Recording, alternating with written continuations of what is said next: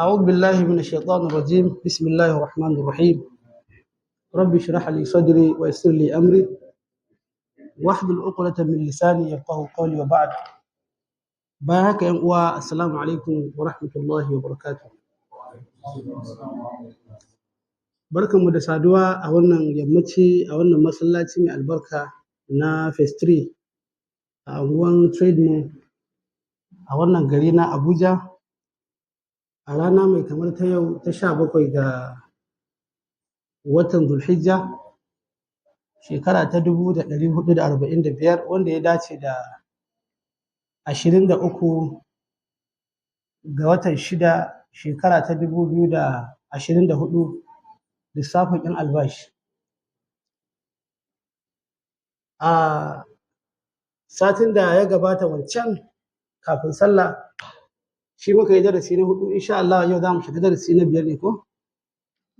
Kuma ina ma kowa barka da sallah da fatan Allah an shi ibadunmu kuma ya sa mu cikin waɗanda aka gafarta musu aka anshi addu'o'insu a ranar Arfa da kuma addu'o'in da aka yi ta yi ranar Idi da kwana 3 bayan Idi. Allah ya karɓa mana. Muna cikin littafin Al-Isti'daad Liyaumin na babban malami Al-Allãmah Ibn Hajar Al-Asƙalani. Muna yawan faɗa cewa manufar littafin nan shine tunatar da mu lahira, domin mun gano cewa yawan tuna lahira zai ɗan rage mana firejo. Wannan ko shakka babu, a duniyan can ma in kana yawan tuna lahira firejon duniya zai ragu. So da yawa in ka ɗauki duniya ka sa a gaba to firejo zai ma yawa, kullum cikin damuwa kake, kai ba nan ba lahiran ba duniya. Ba na mantawa na ji wa'azin burutu yake cewa abin haushi da abin ban mamaki kuma abin ban dariya da abin ban tausayi ga ɗan adam shine shekara 40-50 a duniya yana neman kuɗi, bai neman lahiran ya ɗan mata sama sallah ma sai zo minti 5 kawai ya gudu, da an yi minti 5 ya ɗan yi addu'a minti 1 an yi sa'a ya fita, amma time ɗin shi ya ƙare a lokacin duniya. Amma ya shekara 40-50 ka same shi bai da 10,000 a aljihunsa. Kaga wannan an yi ɓatan bagatantan kenan.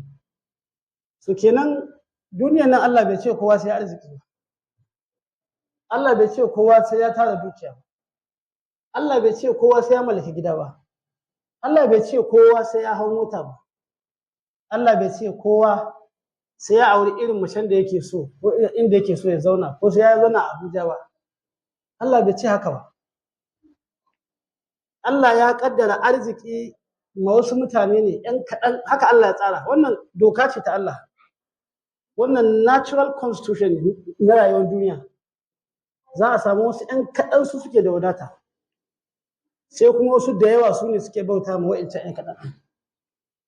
Allah ta'ala yake cewa cikin suratul Shura, walau basata Allahu rizqa li'ibadihi labaghaw fil ardi walakin yunazzilu biqadri ma yasha innahu bi'ibadihi khabirun basir. Da Allah ya ga dama zai sa kowa ya arziki, tunda Allah yana son mu dukan mu.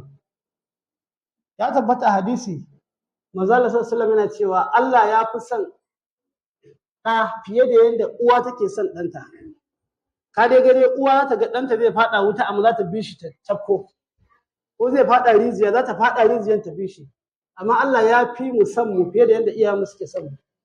Kuma dukkan mutu tunda Allah na son mu ai suka ce to ba kowa arziki mana kawai kowa ya huta. Wannan shine normal common sense, koya shine common sense.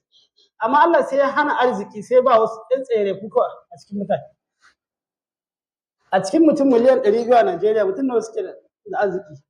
Ba nan bane kaɗai. Duk duniya ba kowa ne ke da arziki ba. Kawai bambancin mu da sauran ƙasashen duniya shine suna da fin ƙarfin basic abubuwa na rayuwa, mu kuma nan akwai wannan ƙarancin. Amma Allah ya hana mu arziki, ya hana mu abin da muke so. Duk abin da ka sani na duniya ba komai ne Allah ya ga dama ya bamu, sai ba wasu 'yan kaɗan kawai a cikin mu. Walakin yunazzilu biqadri ma yasha, ɗan kaɗan ke saukarwa gurgurdan abin da ya ga dama. Innahu bi'ibadihi khabirun basir, lallai shi ya fi sanin bayinsa kuma shi mai gani ne masani ne, ƙwararre ne akan bayinsa, shi yasa sai ya yi ka haka duk da yana son ka.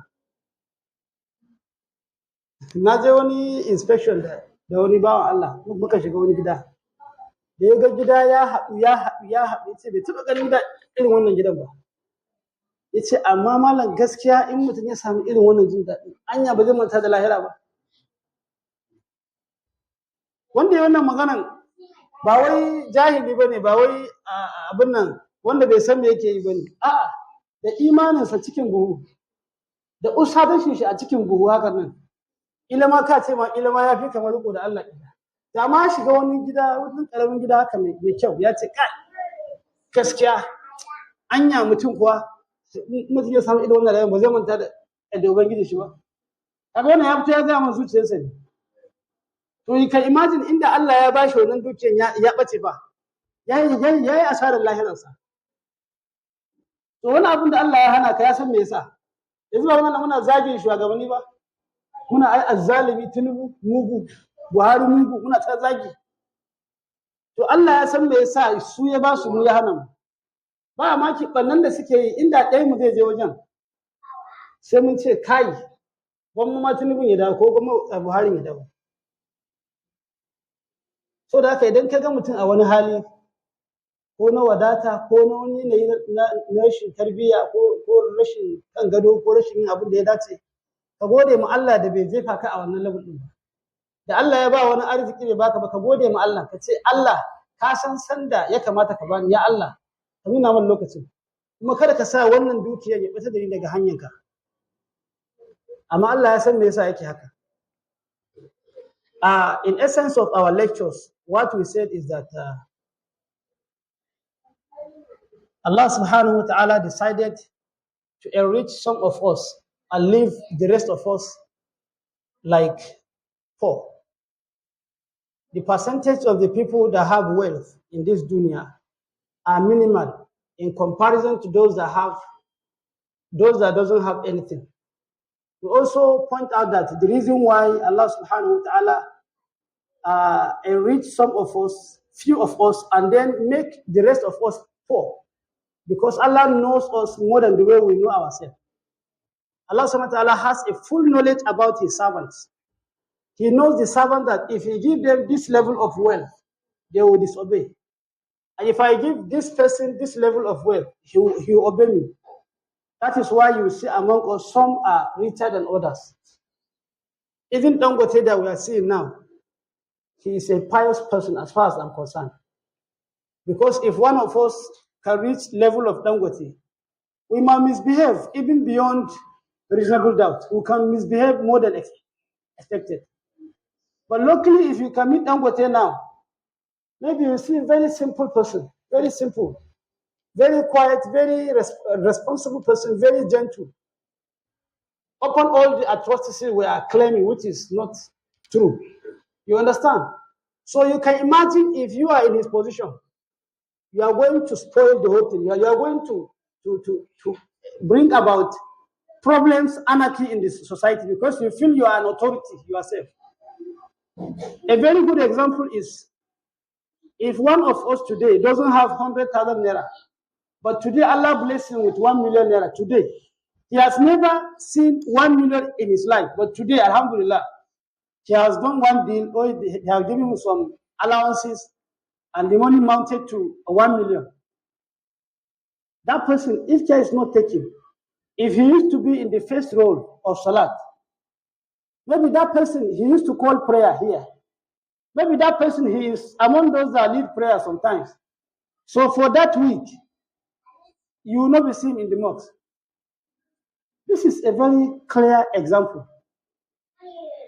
That is why some of us have the mindset that if you see somebody very close to Imam, maybe things are not working, even though it is not true. It is not true. There are billionaires, multi-billionaires that are very close to Imam. They are always praying. But that very person that have 1 million today and changes his style of coming to mosque, he has a problem. It means that Allah has given him something that is a bit above his iman, a bit above his capacity. His iman is not as strong as an iman that can that can stay firm when he has a little money with him. That's the little summary of what we discussed. A satikan da suka gabata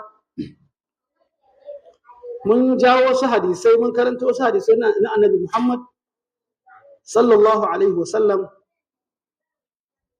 wanda daga cikin hadisan akwai wani hadisi mai ratsa jiki, wanda zan so mu karanta hadisin ɗaya ko biyu kafin mu ci gaba daga inda muka tsaya.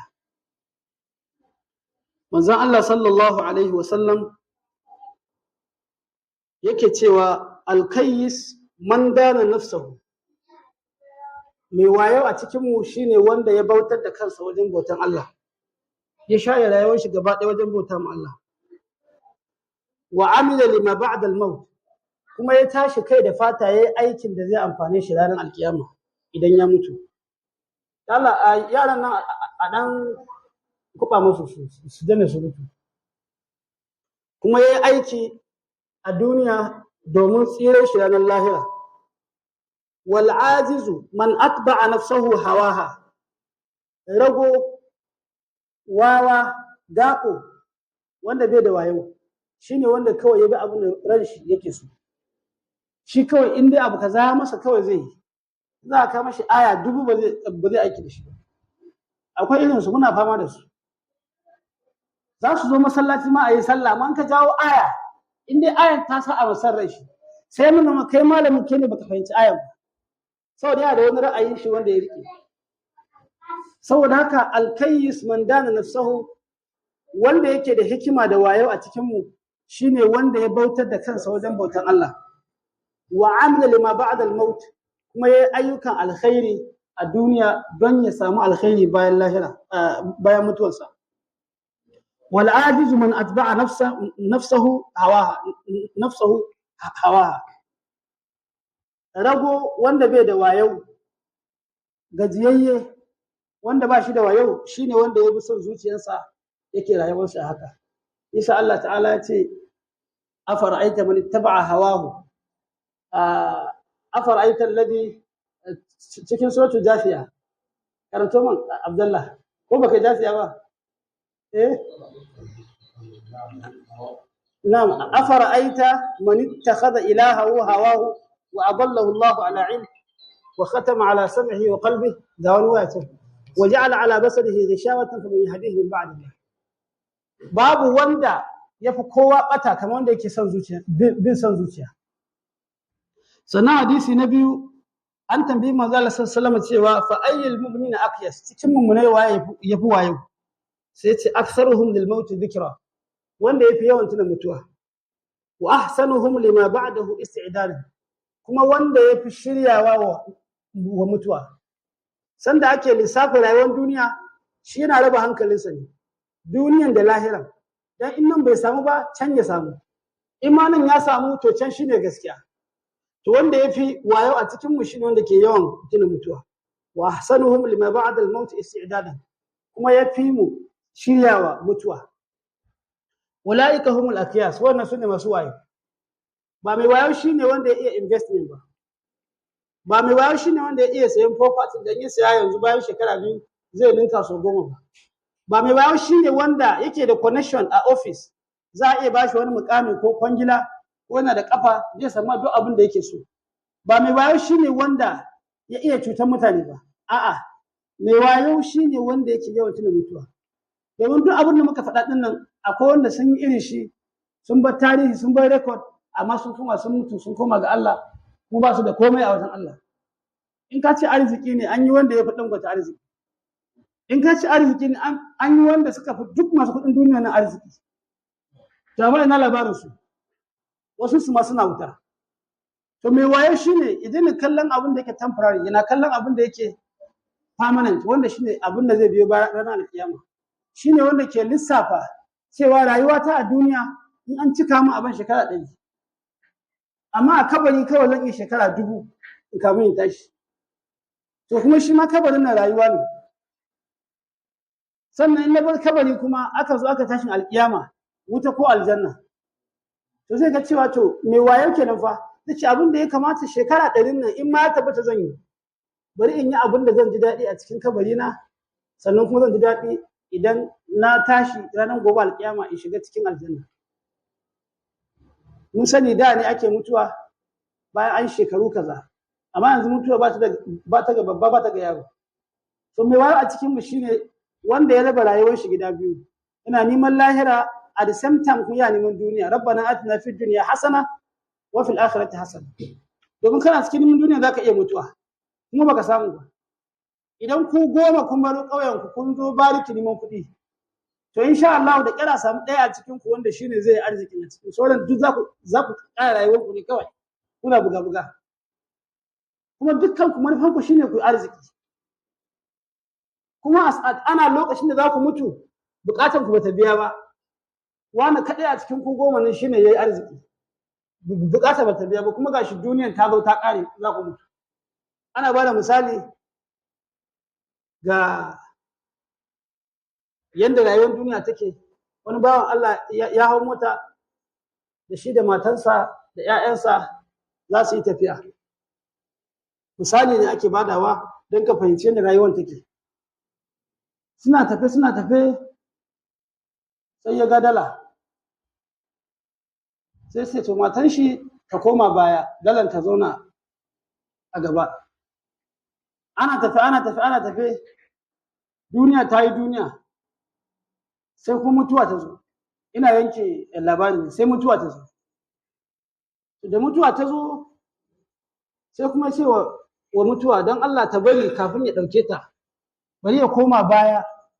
Kuɗin da ya nema da rayuwar da ya dinga zuba a baya, bari ya koma ya ɗan sako wani abin alheri ya taho tare da shi, ba da kuɗi kawai da iyalan shi kawai da wani takacin duniya ba. A'a, bari ya dawo da wani abu na lahira, sannan mutuwan ta buga shiga. Ta ce a ina, walan yu'akhiru Allahu nafsan idza jaa ajaluha. Allah baya jinkirta mu wata rai idan lokacin ta yayi. To yanzu kana ta lissafi ne, kana so in kai ritaya ka samu the best of houses ka mallaka, ka zauna ka da iyalanka ka ji daɗi. A'a, tun yanzu kana so a maka upgrade a wajen aikinka, a maka promotion. A'a, kana so ka gina kaza, kaga abokinka ya mallaki kaza, wani ya ce kaza, wani ya canza waya, wani ya yi kaza, wani ya je aikin hajji kaza, ni ban je ba. Hankalinka duk ya kuma wannan lissafin. Ana cikin wannan kawai sai a ce ai bai da lafiya, za a kai shi asibiti. Wani asibiti? Ai an gano yana da ciwon kaza, kuma ba asibitin a Najeriya, amma dai a je da zame za a ɗan jaraba. Admission kawai a ce ka dropping 5 million 10 million, sai an ɗaga wani filinka ko wani gidanka an sayar. Ana nan a ce kawai za a wuce da kai ko Egypt ko wata ƙasa a je a maka jinya. Before you know, suka take da kan kasancewa ba ka tashi ba. Kuma gashi duk ka gama wahalar duniyan gaba ɗaya za ka mutu. Kai kila ma sai kuɗin da ka neman, Allah sa ma idan halal ne, sai sun ƙare a harkar lafiya tukuna, sannan za ka mutu. Baya faruwa? Ciwon yatsa in Allah ya ga dama kaɗai sai zuciyanka ya nutse a ciki. So don Allah mu ɗauki duniya saffa. Ina ma kaina nasiha, ina ma kowa a nan da kowa nasiha cewa mu ɗauki duniya a hankali. Yanzu duk wani lissafin da ake, wani fa da haram yake ci. Duk lissafin da muke ɗin nan da haram fa wani yake ci ya ƙoshi ba. Kuma fa duk ka gama da haram ɗin kuma ta nutse a harkar lafiya. Sannan kuma ka mutu. Ranar kiyama me zai faru? Za kuma ka biya wannan bashi fa. Za ka biya da babu ne? Biyan shi ne kawai yanzu ka wuce wuta. Kuma ka san tashin hankali da ke damu yanzu, wallahi za mu tsaya mu nutsu mu gode mu Allah mala. Ba mu da kes. Abin da Allah ya ba mu na halal ɗin mu kau da ido daga hangen wane ya yi kaza, ni ma zan yi kaza, wane ya hau kaza, ni ma zan hau, wane ya auri kaza, ni ma zan aura, wane. Mu kau da kanmu daga wannan, mu kalli reality halaliyan mu rayuwa. Ko da ake wannan tsadar rayuwa, za mu rayuwa mu lafiya lau, ba mu da matsala. Amma hange burace wayoyin nan sun kawo mana abubuwan da muna gani kala sai ga abu kaza a burge ka kai oda. Kaga wani yayi wani kalan shiga a social media, ka ce kai wannan shigan ya mun tela yi man irin wannan. Kaga wani ya auro ta tsaleliyar mata, kai ma ka ce kai irin wannan nake so. Kaga wani yayi wani irin kalan biki na cin mutunci, sai kuma ya burge ka. A ce ai wannan kalan biki sai an kashe kayan miliyan 10 haka, hankalin kuma sai ya tashi. sai ka fara lissafi. Akwai wasu kuɗi a ofis, akwai wani kwangila da aka bada, ya za a yi iman sama da nawa a ciki in yi wannan abu. Ko abokinka ya gina wani tambatsatsen gida, so kai ma kana so kai irin wannan. Haka duk wannan abu wallahi masifa ne, tashin hankali ne, jarabawa ce. Dole sai mun koya wa kanmu ƙana'a. Ƙana'a shine ka wadata da abin da Allah ya baka na halal, baka buƙatar haram a ciki. Sannan mu koyi wara'u, taka tsantsan. Shine duk abin da ka san haram ne, ba hakkinka bane, ka yi ƙoƙari ka danne, ka ba da ido, ka kawar da shi. Domin kana ganin cewa rayuwar lahiranka ta fi maka akan rayuwar duniya. Allah muke roƙo ya sa mu dace. We discussed that the essence of this life is to achieve the akhirah goal. We have some goals for the akhirah. We are here for the akhirah. We are not here just for the worldly things. So therefore, the most talented, the most wise person among us, the most wisest person among us is those who always remember about the akhirah. Anytime, any moment, your mind is reflecting about the akhirah. How is judgment going to be? How are you going to stand on the field of day of judgment? How many years am I going to spend in the qabr, in the grave?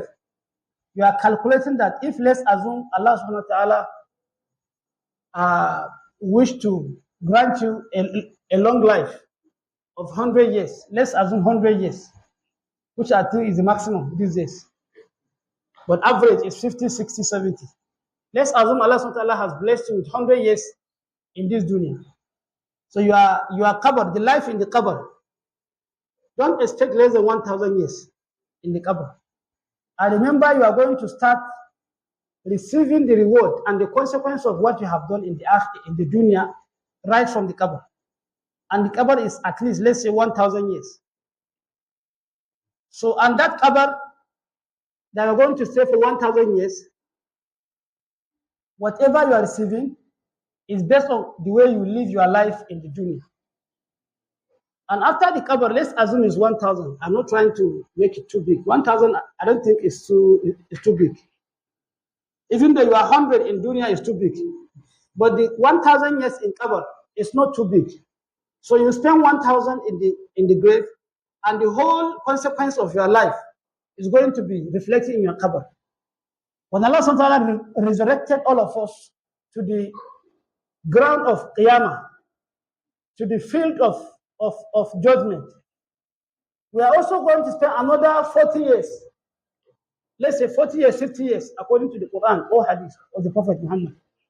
You now enter either hellfire or Jannah. In that hellfire or Jannah, we don't know how many years you are going to spend. We don't know. But if it is Jannah, it's a permanent life. But for hellfire, some of us, which I am sure, inshallah, none of us is among them. But among the human beings, some will spend 1 trillion years in Jannah. 1 trillion, which is like tomorrow. Another person is 2 trillion days or years. Can you imagine? What causes all this wahala? Because of how you live your 100 years. It's not incommensurate with the duty you are assigned to do in this earth. It's to worship Allah, and also whatever thing you are searching for of livelihood should be something that will help you towards worshiping Allah. This is a clear definition of dunya is for writing examination. Qabr and the akhirah is for receiving the benefit of that exam, whether that exam is negative or positive. So remember, during the time of Prophet Nuh, we were told by Allah subhanahu wa ta'ala in Surah Al-Ankabut that even his da'wah, he spent almost 1,000 years doing da'wah. Plus other years he spent his life, about 1,000 plus years. So they have enough life. At least them, they can spend 900 years, 500 years, 1,000 years. We don't have that opportunity. Our opportunity is just some few years like this. If you count someone who has 50 years old, who is 50 years old, okay? He is not up to 1,000 months. It's just, what is 1,000? It is only when you reach 80 years that you have 1,000 months. But see, they are spending 1,000 years in their life. At least they have enough time. You don't have enough time. You don't have enough time. And you are still aiming to become somebody in this world. Why can't you calm down? Or why can't all of us calm down and think realistically? Divide our life into two. Half for dunya, half for akhirah. وَلَا تَنْسَ نَصِيبَكَ مِنَ الدُّنْيا. And also do not forget your own share of dunya. That doesn't mean that you should not engage into businesses. That doesn't mean that you should not go and work. That doesn't mean that you should not provide for a family. No. But whatever thing you do, let it not temper with your akhirah. That is why the Prophet Muhammad sallallahu alaihi wasallam in this hadith said,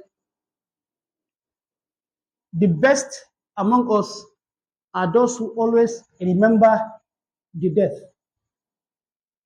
Akthiru min dhikr hadhihi al-laddat. Excessively, make sure that you are pondering, thinking, remembering the death. Because that death is the end of whatever enjoyment you have. And if you are excessively thinking about death, it will reduce your temperament of dunya. It will reduce your kind of pressure on dunya. It will reduce your worries about how life is very costly now. One basket of tomato is 30,000, 100,000, 150,000. Majority of us have not even used tomato for their house in this Salah. We're only doing wayo.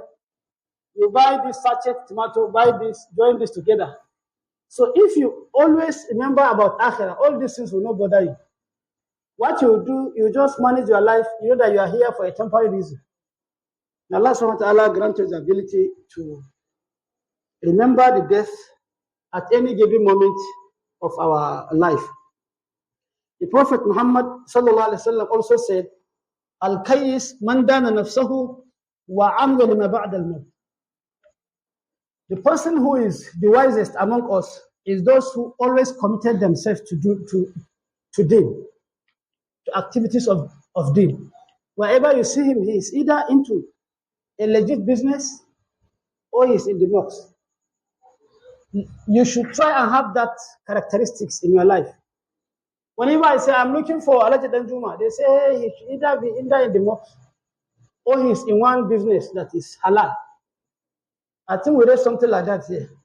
That if you want to succeed in dunya and the akhirah, two places should be your place.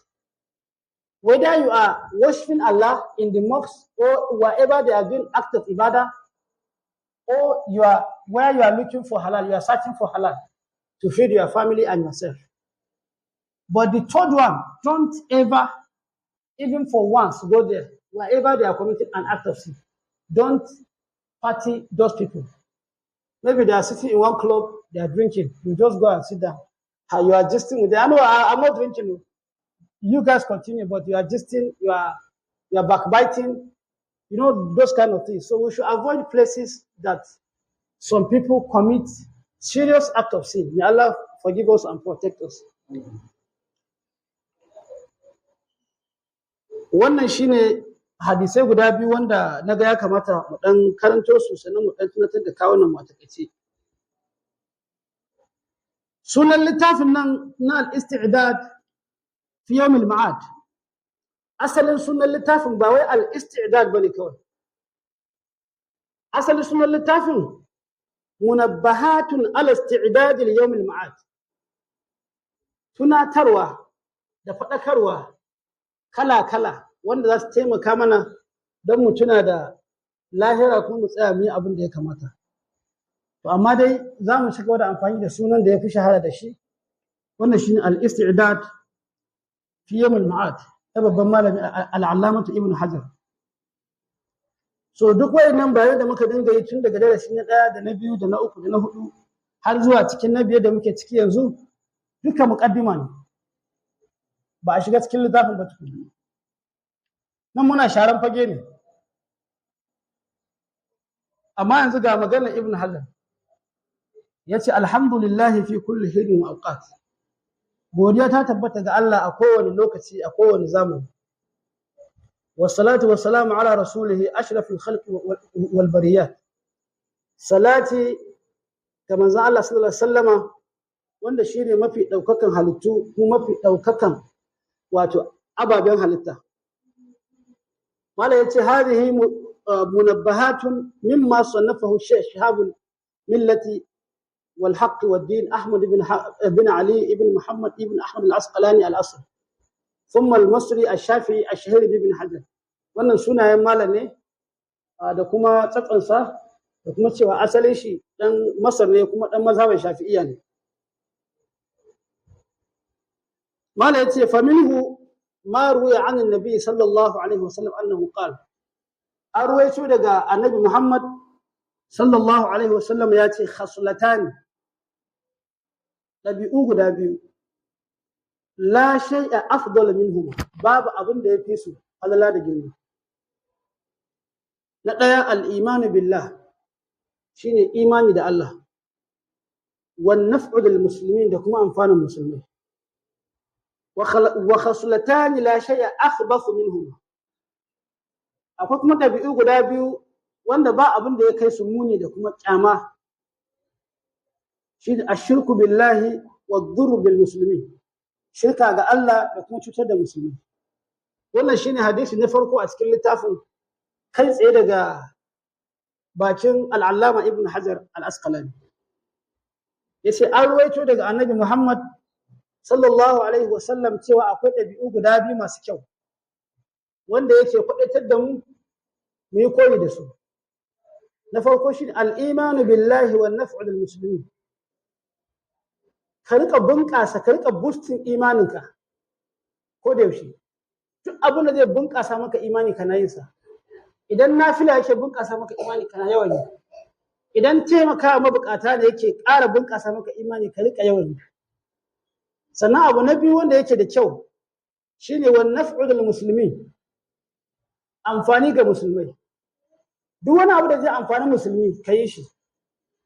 Anan ba an ce a lokacin da musulmi bai da gaskiya tsakanin arni da musulmi sai ka ce to ai amfani da taimakon namu ne, sai ka cutar da arni don ka taimaka musulmi, ba irin wannan ake nufi ba. Duk abin da zai amfani musulmi na halal wanda ba zalunci a ciki, to ko shakka babu idan kai zai ƙara maka imani kuma zai sa ka zanto bawa na gari. Ina daga cikin abin da ke ƙara ma bawa imani shine yawan tuna marayu. Duk lokacin da ka tuna maraya, kai ko biskit ka saya ka bashi, wallahi Allah zai tsara bunƙasa imaninka. Wannan hadisi ne ingantacce daga Annabi Muhammad sallallahu alaihi wasallam. Ka rika yawan tuna marayu, ka rika yawan tuna zawarawa wanda mazajensu sun rasu, ba ga yara an basu da shi, ba masu da namijin da zai aure su da sauransu. Ka rika tunawa da marasa ƙarfi irin wannan. To amma muna buƙatar mu yi gyara a tsakaninmu, ko a imu a masallaci wanda shine kaɗai ya rage inda ake nuna addini. Dama an ce ƙarshen duniya addini zai dawo kawai sallah ne, wanda kuma mun gani yanzu idan mutum ya bar masallaci to addinin kuma kaman ba a magana addini. Da ya zo kabar sallah ya fita, to rayuwar kuma wani abu daban zai je saban Allah, zai je abin da bai dace ba, zai ɗauki sigari ya je ya fara sha, ko zai je club, ko zai tafi da budurwansa su je su yi wani fasikanci. Addini zai dawo kawai iyaka a sallah kawai, sai a zo a taura a yi sallah a watsi. Kuma ka tsaya ka auna zaka ga haka ne, ƙarshen duniyar kuma ta zo. Saboda haka mu yi ƙoƙari mu rika tunawa da gajiyayyu da suke cikin mu. Yanzu misali nan masallaci ne muna taruwa muna sallah. Kamar ganin yanzu kuɗi na zuwa aljihun kafa a karamakan lahu. Duk wata kana samun 100, 200, 500 da wani allowance an tura ka wani extra call ka samu miliyan 2. Kana kasaita kana hawa motar da ka ga dama, wallahi kai tsoron duniya. Yau ka faɗi ka mutu, ka ba ganin ka sai wasu kulatai ko wasu gidaje ko wani investment, komai zai lalace. An yi wanda suka fika kuɗi suka kera ka arziki kuma sun tafi, komai ya dawo ƙasa, sun dawo gidan jiya. To ka tuna wa'inda suke wannan yanayin, kai yanzu kafin ƴaƴanka ko kai ka shiga wannan yanayi, ka tuna da su sai Allah ya tuna da kai. Ya zo a hadisi a cikin 40 hadisi, Rasulullah yana cewa ka tuna Allah sanda kake cikin wadata, sai shi kuma Allah zai tuna da kai sanda kake cikin kunci. Wannan magana ce mai kyau. Yanzu a nan masallacin akwai wasu bayan Allah wanda Allah ya musu rasuwa. Muna sallah da su a nan, sun ba da gudunmuwa, sun yi abubuwa kala-kala, amma wallahi yau ba su, ba wannan ba drama ba, da gaske ne mun sani ba su. Kuma mu mun sani iyalai suna bukatar taimako. Amma da zarar an ce to da Allah jama'a ana su haɗa gudunmuwa a kai gidan Alhaji ne, sai kowa ya fara zama kafa. Sai in kaɗan za su kawo gudunmuwa. Haka zai yi kyau a ce mu a tsakanin mu rika tunatar da kanmu cewa ya kamata mu rika tuna 'yan baya. Ina irin su Murtala ofisa. Ina yawan ba da misali har a wajen karatun nan. Wallahi rasuwan bawan Allah nan ya girgiza ni. Saboda idan aka gama sallah asubahi na shiga gida bayan kowa ya watsa miliyan shi kawai nake ji. Har in tafi aiki yana masallaci yana karatu. Ba kuma wai akwai wani abu ne wanda ya rasa ba, a'a babu. Ya rike Allah kai da fata. Yau ba Murtala. Allah ya ji kai shi gafarta mu. Shekara 4 kenan yanzu ko nawa da rasuwar shi. Ta amma ko ka san cewa ya kamata a ce ko duk azumi ko duk sallah muna haɗa wani ɗan abu a ce to iyalan wani da iyalan wani da iyalan wani Allah ya masa rasuwa. Allah ya masa rasuwa sun bar iyalansu a baya a kai masa gudunmu. Ina Alhaji Rabo, President na National Tourism, ya rasu. Ba na mantawa sannan yakan zo nan mu yi karatu da shi. Shi ma an ba shi ba labarinsa. So ko da ce iyalansa suna cikin wadata, suna cikin yalwa, wanda haka ake fata. Yana daga cikin abin da zai ƙara ma imaninka ƙarfi. Ka ji cewa zuciyanka ta zama soft. Ka ji cewa babu hawan jini yanzu a cikin zuciyanka. Blood pressure naka bai hau ba. Matsalar tsadar rayuwa bai rikita ka ba. Matsalar ofis bai tama da hankali ba. Kasuwanka bata rikice ba. Allah ya tsara ma komai yana tafiya daidai. In ka nemi irin wannan mafitar shine ka rinka yawan tunawa da marayu. Ya tabbata a hadisi ko shafa kan maraya kawai kai. Allah zai kunsa maka wani imani a cikin zuciyarka. Zai kuma tallafa ma rayuwanka. Kuma yanzu sallah ke cewa duk wanda yake tallafa wa maraya to ni da shi haka muke a cikin aljanna. Ina gaba yana bayana. Don Allah mu rika yawan tuna ba sai a nan ba. Ko a gida ne, ka san wani abokinka ya rasu. Ko dan uwanka ya rasu. Ya bar ƴaƴa ba sa zuwa makaranta kila. Ai suna zuwa ba sa biyan kuɗin kai ko ba su roƙe ka ba. Kaka ce to ni ba su gaya min ba. Ba daidai ba ne. An yi wani lokaci wani bawan Allah anan da yake yawan mana shara lokacin. Kawai ya kwanta bai da lafiya. Kuma shi kaga bai zo ya gaya mana cewa bai da lafiya ba mu sani ba. Sai ran nan labari sai ya bayyana cewa ai bai da lafiya to a kawo gudunmuwa. Sai wani mu sai ya tashi ya ce to me yasa bai gaya mana ba. Wannan ba daidai ba ne. Ba daidai ba ne. In ka ji labarin bai da lafiya kawo gudunmuwanka. In baka ji labari ba kuma Allah bai ɗaura maka ba. In ka ji labari kaka ce a kuma kana jiran wai sai ya zo ya gaya ma ko ya zo ya roƙe ka. Abinda Allah ta'ala ya faɗa shine mu riƙa ba da sadaka lissa'ili wal mahrum, da wanda ya zo ya roƙe mu da wanda yake jin kunya ko yake jin nauyin ya roƙe mu bashi. Mu mun sani a nan muna sallah ko mun san wannan mabukaci ne, amma tun da bai zo ya roƙe mu ba sai ni ban ce maybe kawai yana dan disguise ne, wa shi ma ya san full ba haka bane. In dai kaga alaman babu kai ko makwabcinka ne kaga yana hawa mota kwanan kaga baya hawa mota, ka nima ba ka bashi gudunmuwa sannan ka rufa mai asiri. Haka je ka faɗi sirrin shi ga wani. A gyaran mota ne wallahi ina da albashi har yanzu ko a kwangila abin su rike ba su fito ba suka ce to ga gudunmuwa. Wannan shine ukhuwa islamiyya. Amma don Allah muna haka wallahi ba mu haka. Kuma ire-iren waɗannan abubuwan da muka raina su Allah zai kalla sai ya ji kanmu idan mun mutu. Su ne kadai suke a matsayin investment namu na lahira. Domin duk abin da baka ɗauka kayi kyauta da shi kayi sadaka da shi ka taimaka ma wani ba ka bar shi a duniya ka bar magada ne ba lada ba la'ada. ba ka da wani tarin lada wajen ka bar ma iyalinka wai dukiya, ladan bai kai ya kawo ba, amma kana da lada mai yawa idan kai da kanka ka ɗauki dukiya ka taimaka ma mabukata.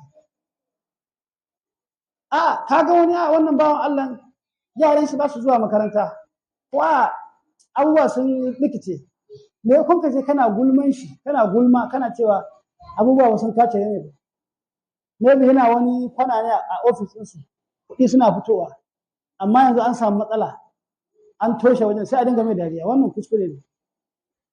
Don Allah mu rika taimaka ma junanmu, sai Allah ya kalli wannan, mu kuma sai ya taimaka mana a duniya da lahira. Khaslatani la shay afdal minhum. Ɗabi'u guda biyu babu abin da ya kai su falala. Al-imanu billah, imani da Allah. Imani da Allah mun sani baya samuwa sai ta hanyar aiki. Al-imanu yazidu bi ta'ah wa yanqus bi naqsiha.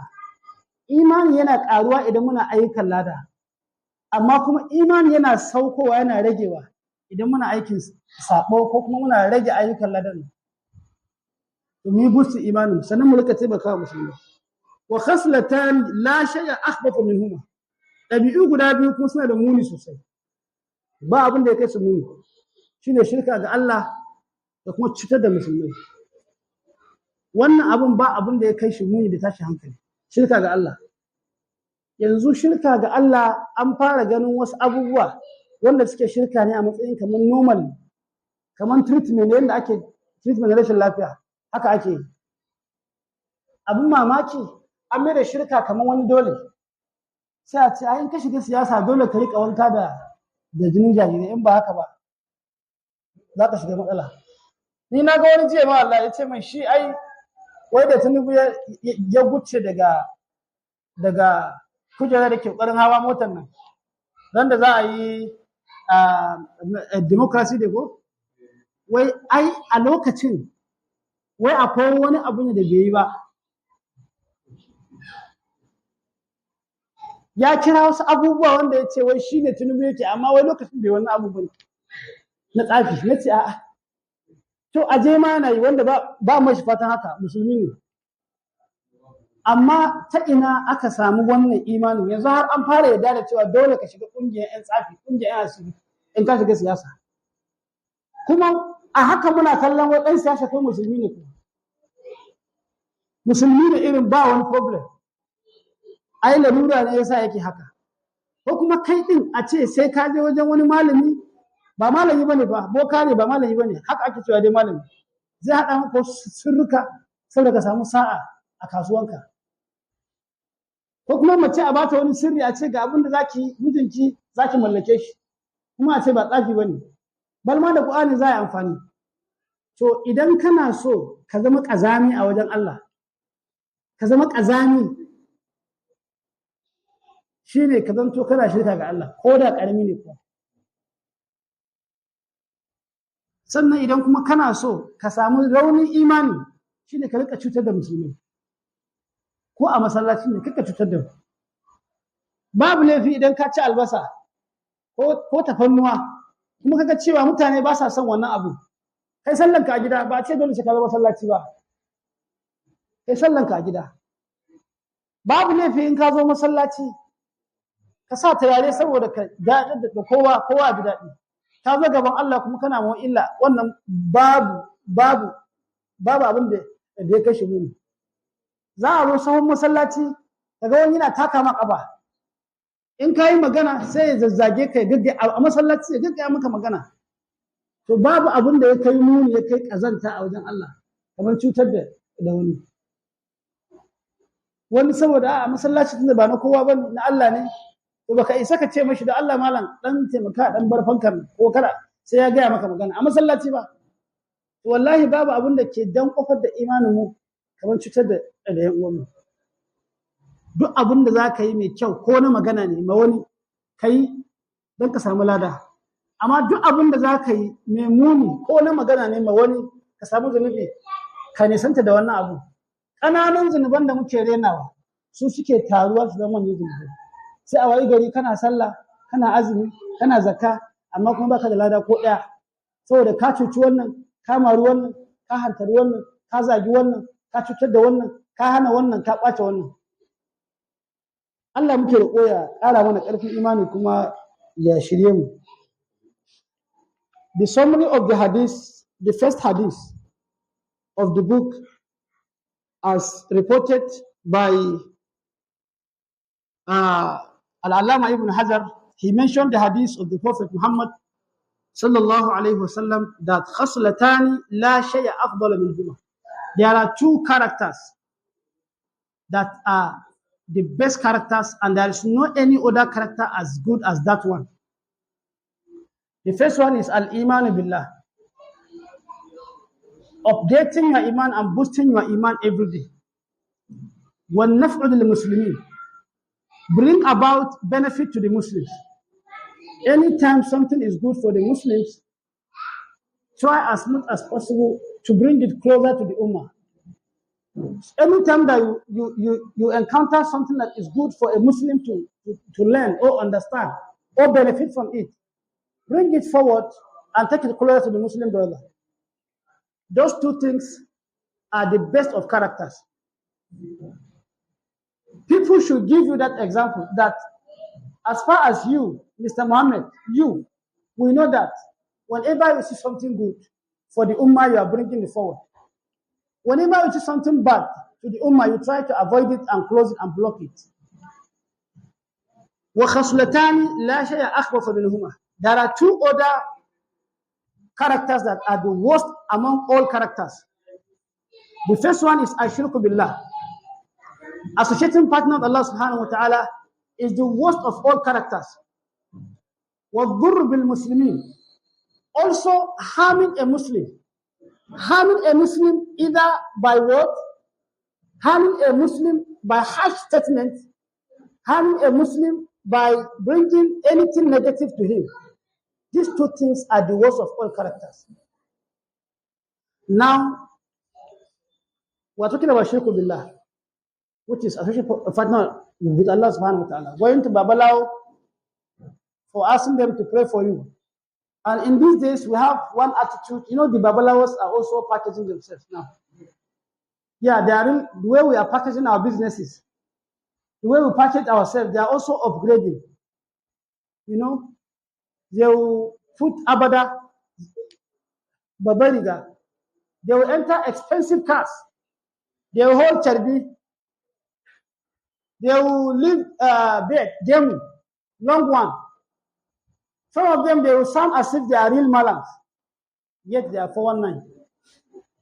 And somebody will say, Kai, go and meet that man. If he pray for you, the thing don't go. If you pray, that matter, chest close. Maybe in the office, they are after you, so go and meet that malam. And that malam will give you some conditions to follow. And those conditions are totally shirk. But since he has packaged himself, you will not know. And you refuse to go and ask, you know, the true malams that, you know, even your imam for mosque, ask him. I was advised to go and meet one malam, and these are the things that this malam said I should do. Is it Islamic? No, you will not do it. And that Babalawo is aware that somebody will give you confusion, so you are not going to patronize him. Somebody will confuse you and say, don't go. So, in that regard, he's going to lose his customer. So what they normally do, they will say, okay, first of all, go and recite Baqarah like 5 times. If you recite Baqarah, after reciting that Baqarah, then go and slaughter one chicken. Then that chicken in the midnight, do this and that. And then while you are doing that thing, then recite Al-Imran. They will be using Quran in between the lines to confuse you so that you will not even bother to ask anybody whether it's allowed or not allowed. Some of us do it just for the sake of one problem or the other you are facing in the office. So your eyes will close, you just come blind. You will not even checkmate yourself. You just allow Shaitan to be controlling you. This act of shirk is one of the worst characters ever, as stated by the Prophet Muhammad sallallahu alaihi wasallam. And also, ad-durr bil muslimin, harming a Muslim. Do not allow any Muslim or a particular community to mark you that this man is worse. Anytime you do business with him, or any time you are relating with him, he must be harsh. He must be barbaric. He must be whatever. He is totally selfish. He is totally somebody who doesn't care. He doesn't have mindset, a good mindset. When you're talking to him, he will shout at you without respect. Because of one or small problem between you and him, he will disgrace you in the front of people. So the worst of all characters and the worst of all human beings are those who are hurting others. While the best of all human beings are those who are bringing benefits and are also benefiting Muslims. They are also benefiting their neighbors. They also try to assist and try to avoid whatever problem that can harm a brother. Even from their way of tongues, they try to moderate their tongues to speak gently with respect. But the worst of all of them is those who commit shirk and also those who hurt others. These are two simple instructions. If we follow those instructions, half of our problem is solved. Because the Prophet Muhammad sallallahu alayhi wa sallam said, وَهَلْ يَكُبُّ النَّاسِ فِي النَّارِ عَلَى وُجُوهِهِمْ إِلَّا حَصَائِدُ أَلْسِنَتِهِمْ. There is nothing that can take human beings to the hell as quickly as possible other than their tongues. Because it's your tongue that will insult somebody. It's your tongue that will backbite somebody. These two things are major sin. It's your tongue that you use and then accuse somebody of committing something that he has not done. This is a very big sin. But backbiting is a very big sin. Insult is a very big sin. Likewise, using kind of words, indirect words to accuse someone is also a very big sin. So our mouth, our tongue, is the number one thing that leads us to hellfire. The problem of Abu Talib is not that Abu Talib is a bad person. It's not that Abu Talib does not help and assist orphans. It's not that Abu Talib does not assist the Holy Prophet Muhammad in his da'wah. It's not that Abu Talib is among the kuffar of Quraysh that were fighting Prophet Muhammad. No, he is neither. He is not among them. Rather, he is even spending his wealth, his energy, his reputation in order to protect the Holy Prophet Muhammad sallallahu alaihi wasallam. But Abu Talib's problem is one. Remember, he believed that Prophet is a messenger. He believed that he was sent by Allah subhanahu wa ta'ala. He believed, he agreed. But his problem is one. Just say La ilaha illallah before you die. I will be responsible for whatever consequence. I will make sure that you are going to enter Jannah. He refused. That's the only problem he has. That is why our tongue is very dangerous. There is one hadith the Prophet Muhammad sallallahu alaihi wasallam said, though the hadith has some questions, that as-sumtu hukmun. Being quiet, maintaining your lane is a wisdom. Is a wisdom. وَقَلِيلٌ فَاعِلُهُ, but only few of us that maintain that lane. Being quiet, I'm not saying quiet while you're supposed to talk, no. Try and avoid, be selective, whatever you talk, be selective. If you are supposed to mention 10 words, try and minimize everything in 5 words. So that the other 5 might have some problems that can hurt you on the day of judgment. Try to be selective, try to be well composed in a way that you are not going to harm anybody. So the best and the most wisest person among us are those who maintain their words. They calculate before they say it. Abu Talib if the Prophet had any way to assist Abu Talib, he would have done it. Because after the death of Abu Talib, he was crying. And he was even swearing that I'm going to continue seeking forgiveness for you as long as my dua is going to accept it. Allah subhanahu wa ta'ala now sent a verse that, see, whether you are going to be seeking forgiveness for him for 70 years, I'm not going to forgive you, and I'm not going to grant him access to Jannah. He has not said it. You see, saying good thing and avoiding bad thing while saying it is really a very good way. May Allah subhanahu wa ta'ala grant us the ability to control our tongues. May Allah subhanahu wa ta'ala grant us the ability to have the capacity of diverting our energy in saying the good things out of our mouths and our tongues. May our tongue be familiar with azkar. Astaghfirullah, astaghfirullah, astaghfirullah. Just like that. You are driving, astaghfirullah. Even if you are pressing your phone, as long as you remember Allah, start doing istighfar. As you are coming to the mosque, be saying it, be saying it. That is the only opportunity you have. May Allah subhanahu wa ta'ala grant us the ability to utilize our tongues properly. I think the time to call prayer is half a lap, right? What time to start the prayer? 8:15. Okay, it is time already.